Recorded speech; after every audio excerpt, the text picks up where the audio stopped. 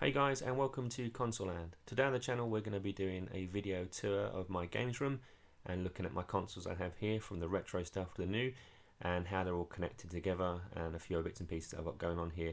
So before we begin, don't forget to like and subscribe to the channel and keep coming back for future content.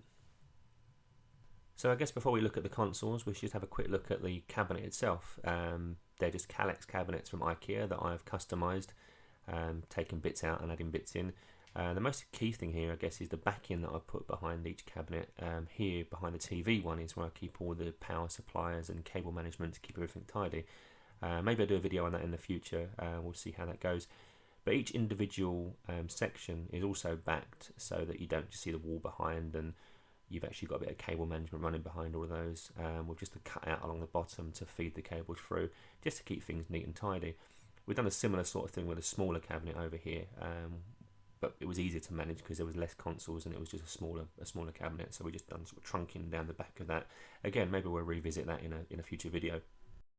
Okay, so onto these two large bookshelves here, and this is where I keep a lot of my accessories and games. Haven't got a huge collection of games here. My collection's mainly focused on the console side of things for now, but maybe we'll build this up as we go along.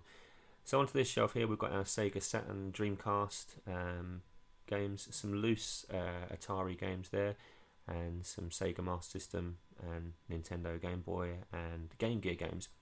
Onto the next shelf, over in the corner here, we've got our Famicom boxed game there, and behind that is our NES games, and then in front there is our Super Nintendo and our Nintendo 64 loose games. Behind that we've got some Gamecube games, some Wii games and some Switch games, and hidden behind the Buddha is some DS cartridges. Our top shelf of the cabinet here, we've got our more sort of newer generation consoles. So we've got our Xbox 360s, we've got our Xbox One games, some PlayStation games at the top there, and the rest of the cabinet is PlayStation 2, 3 and 4 games.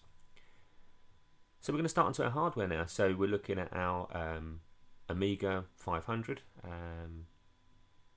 given to me by Scott. Thanks for that, Scott, if you're watching. And then onto our Commodore 64, and that was given to me from our friend in Mallorca, so thanks for that, Sue, again, if you're watching. And the rest of this cabinet is controller accessories and other bits and pieces of that. So we've got our Nintendo Scoremaster control pad for the Super Nintendo, and a few extra controllers for the other consoles there, and our boxed Famicom that you just saw. And again, just some spare controllers, a Sega light gun on this shelf, and of course the Geo AES controller, too big to fit on the shelf with the console, so banished to this one. And there's our boxed Atari 2600 just there. So let's move on to some of our consoles. With a lot of our retro consoles, I've been quite fortunate to be able to get those boxed, and I keep a lot of those boxes on display. They're in really good condition, so things like the Jaguar and the Odyssey, SG-1000, the original NES box there, they just have a real retro feel to them. There's our 10-inch Philips TV that I used to use for our retro consoles before I bought a Sony PVM. And there's a little MAME arcade machine that has got a huge amount of classic and retro arcade ROMs on there, some of which I use for the channel. Moving on to our console collection now. So the first one here we have is the 1972 Magnavox Odyssey, first ever console made. Great condition, this one, and hopefully we'll be able to go into some detail in later videos and do reviews of each of these consoles separately, and go into a bit more detail. And obviously here we have the 2600 from Atari, the woody version here, so the original 6-switch version, and then moving on to the Atari 7800. Both of these Ataris are AV modded sympathetically, so they can be reversed if need be, to allow me to play them through modern day-ish connections, otherwise it would be RF out. And now onto our Atari Jaguar with its slightly controversial controller. It's a shame it didn't take off as well as it could have done really. First ever 64-bit console, could have been really good. Onto the Nintendo handhelds, the Game Boy original over the back there, great condition console with the Game Boy Pocket and the Game Boy Color to the left. In front there we've got a limited edition Platinum Game Boy Advance, a couple of DS's over on the right hand side there, the original Platinum DS and the DS Lite, and of course a Game Boy Advance SP NES edition, limited edition. Moving on to our Famicom console, first ever console from Nintendo, and then a 3DS over the back there, and a 20th anniversary edition Gameboy Micro there. One of my favourite handheld consoles, that. Now onto the Panasonic 3DO. It's a shame really the Panasonic didn't take off. I think it was slightly overpriced when it first came out, and that put a lot of people off, and the same can be said with the Amiga CD32. That coupled with the fact that developers just wasn't really writing for them, as Sega and Nintendo had the monopoly with all of the developers at the time. Now onto the PSP and the PS Vita. Great consoles, and I think they hold their own even against modern day. This particular PSP is really ahead of its time. Game Gear there, and the Atari Lynx. Now onto the slightly newer retro consoles, the Sega Master System 2 with the Sega Master System joystick there, and obviously the Sega Megadrive 2 with Micro Machines in the top there, one of my favourite little Megadrive games. Now onto the original Sega console, the SG-1000. Love this little console. It's great design, just looks kind of fun, looks kind of funky, and again we'll come on to that in one of our retro reviews at another time. Now on to probably one of my favourite consoles, the Sega Master System. Had one of these when they originally come out. Got a real soft spot for this console. Probably why I've got two of them. Yeah, just love the console. Brings back some good memories. Now moving on to the Megadrive, the original Megadrive. Again, had one of those when they first come out. Great little console, and really popular at the time. Now these two consoles now, the Sega Saturn and the Sega Dreamcast, I think didn't do as well for Sega as they thought they would do, but great little consoles, especially the Dreamcast, some really good games on that, and it's a shame they didn't do as well. I think they suffered against Sony and obviously Nintendo. Now onto Nintendo, the original UK release of the NES, and now the Super Nintendo, the SNES. One of my favourite consoles again, the SNES. The selection of games was amazing. You know, the Street Fighters and the Mario games that were out on that were just great. And again, onto the Nintendo 64 with the 3D controller. Nintendo continuing to develop their controllers and do weird and wonderful things, but are very popular with a lot of people. And then the Gamecube, customised all black Gamecube. Again, Nintendo coming through with their funky design on their controller. And now onto the PlayStation 1. Smashed records with like 100 million consoles being sold, and really set Sony up for their console domination for the rest of the time, really.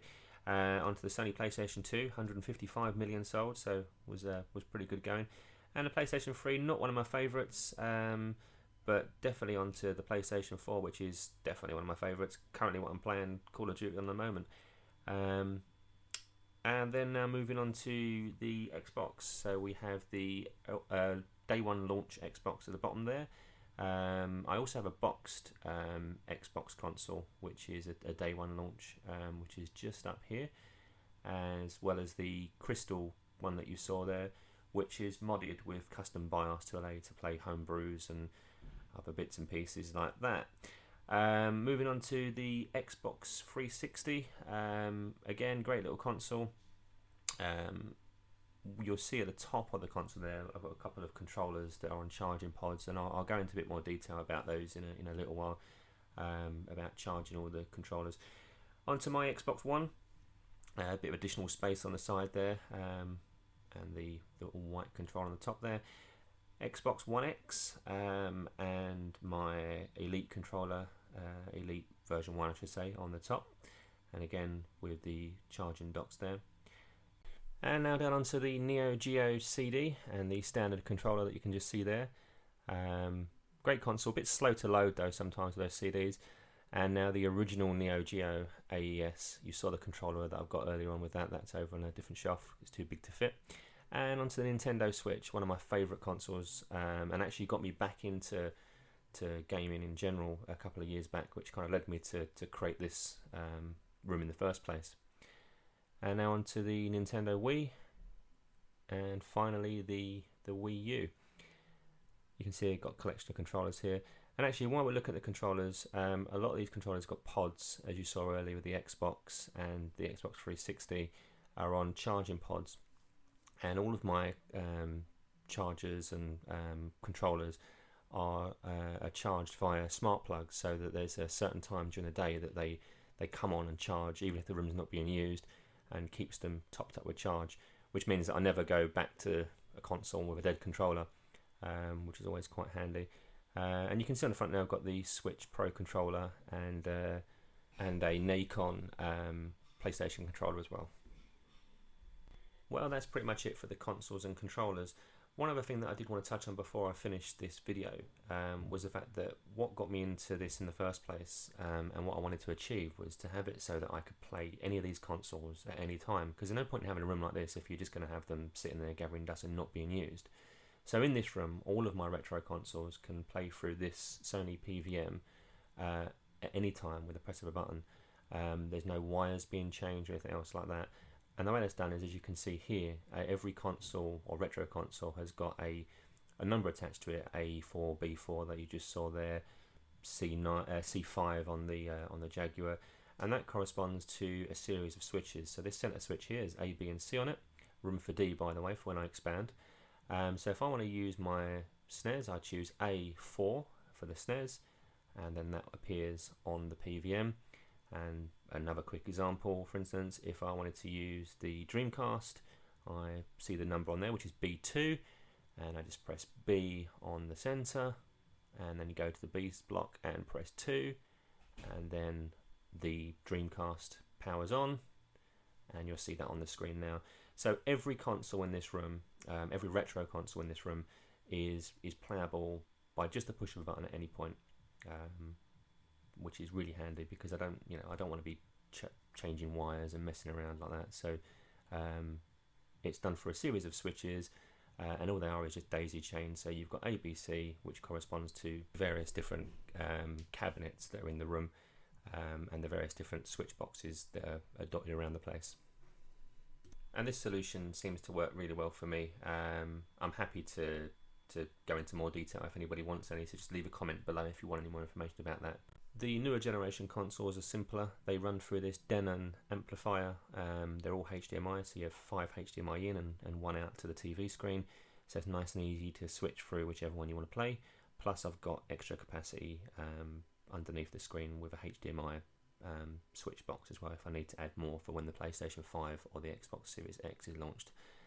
And that's it. The video tour is complete. Hope you all enjoyed it, and we'll come back for the retro console reviews that I mentioned earlier. So we're going to go into a lot more detail about each of those retro consoles. So don't forget to subscribe to the channel, and obviously to like and to tell your friends. Thanks for coming and watching Console Land.